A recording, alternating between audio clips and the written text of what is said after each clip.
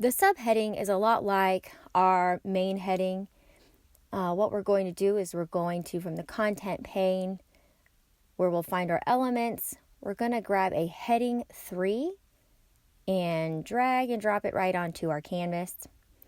Then right click and select Edit Text, and then highlight the text and then just type right on the canvas. So we'll put Travel New Horizons and click out of it once you're done.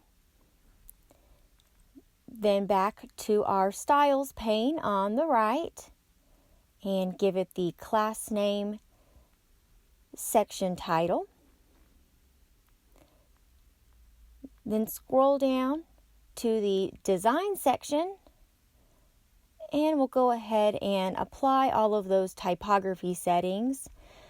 We'll do the font and change that size.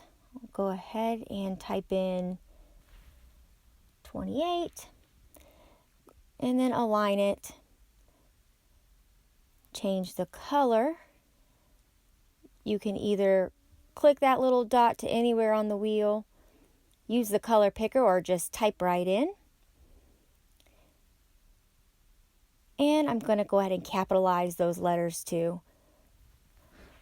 I kind of feel like that heading is too close to the image. We don't want it to be that close to the hero. So from the layout section, I'm going to go ahead and add 40 pixels.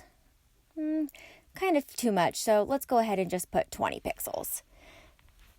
And there you have it.